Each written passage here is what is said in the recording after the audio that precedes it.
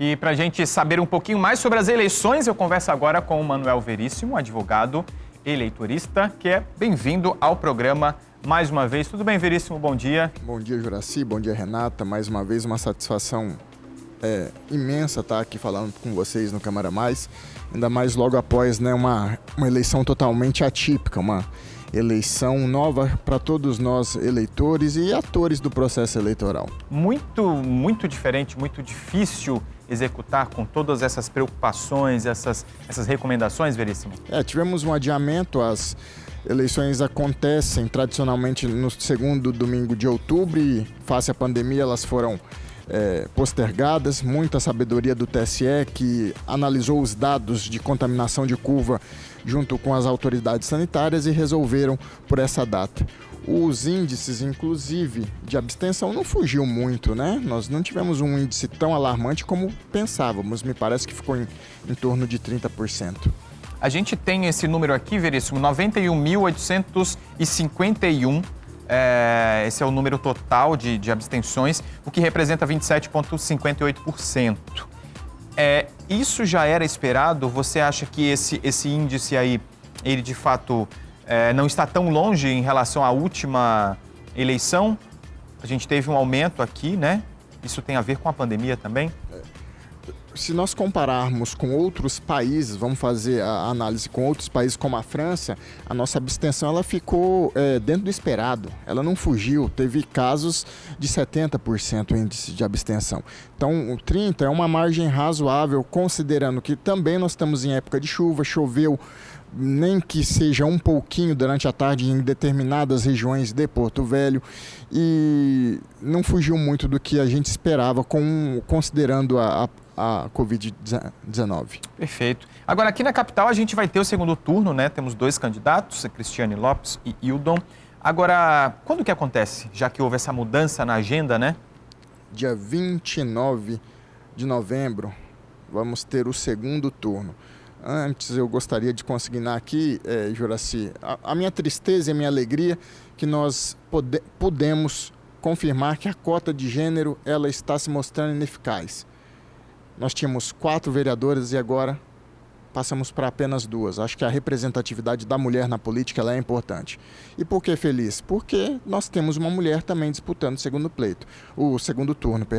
Então teremos aí uma diminuição na Câmara Legislativa, mas pode ser que teremos uma mulher na administração de Porto Velho.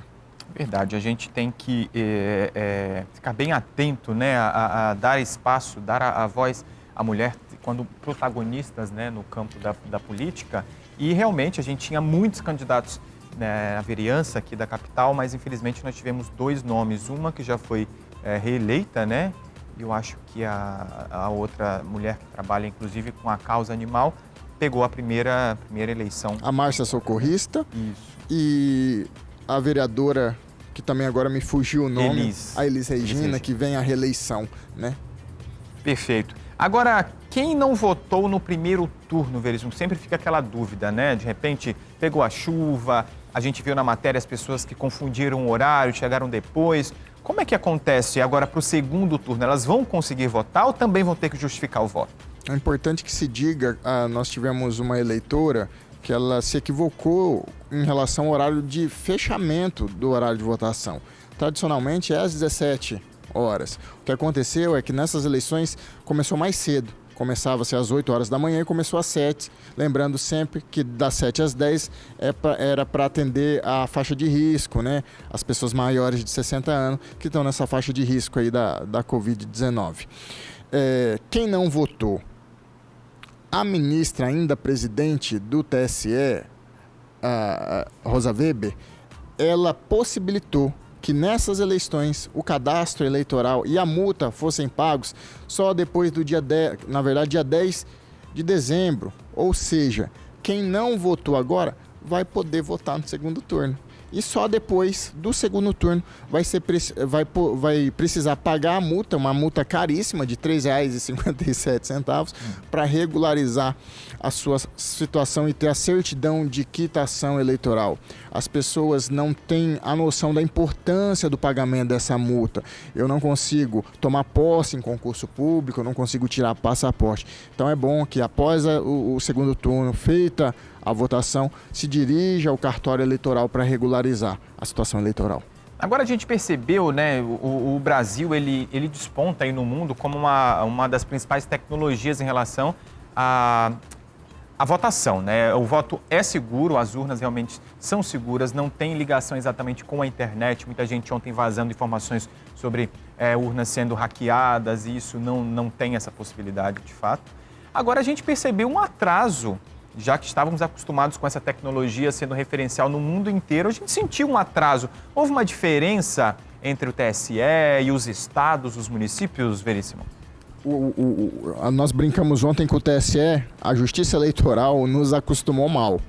Há muito tempo, com o fim da votação na cela de papel, que desde 96 nós temos a urna eletrônica, 2006, nós vimos numa ascendente em relação a prazo. 30 minutos depois estava tudo apurado e a gente já sabia o resultado das eleições. O TSE agora alterou o sistema de publicação do resultado. As urnas não foram violadas, não se sabe ao certo o que aconteceu com o sistema do supercomputador do TSE. Mas o que acontece? Antes, cada tribunal regional fazia a divulgação do resultado.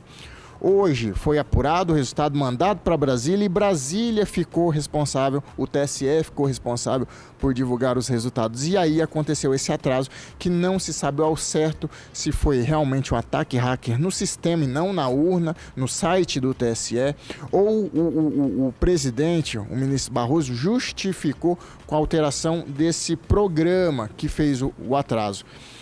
Essa é a notícia oficial, nada de hack, é o que temos de certo divulgado pela Justiça Eleitoral. Então, com a mudança do programa, com a mudança da sistemática, saiu o resultado, por exemplo, Rondônia foi para Brasília e Brasília divulgou. Por isso o atraso, mas tudo certo, as urnas são confiáveis e acho que agora o próximo passo é avançar. É o voto sem sair de casa, o voto na palma da nossa mão.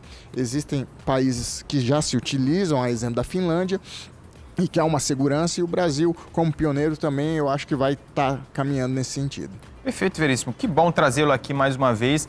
Eu gosto sempre de lembrar que a televisão ela tem um alcance absoluto, assim, né? A gente chega a maioria da casa dos telespectadores aqui no Brasil, e quando essa informação é passada com segurança, com um profissional que a gente confia, que é uma pessoa que está envolvida dentro do processo eleitoral e trazendo essa segurança dessas informações, isso vale muito. Então, mais uma vez a gente pede para que você fique sempre atento às fontes das notícias que você veicula, que você envia pelo celular ou que você vê na internet. Sempre busque uma fonte muito segura e por isso eu agradeço ao Veríssimo trazendo informações oficiais. Obrigado. Juraci, eu que agradeço novamente, não poderia deixar de consignar sempre o trabalho brilhante da SIC TV na pessoa do Everton Leone. Ontem o sistema do TSE fora do ar e a Record, a rádio de vocês, sempre dando a notícia em tempo real, mantendo a população informada. Parabéns, Everton, parabéns a todos vocês. Perfeito, obrigado, Veríssimo.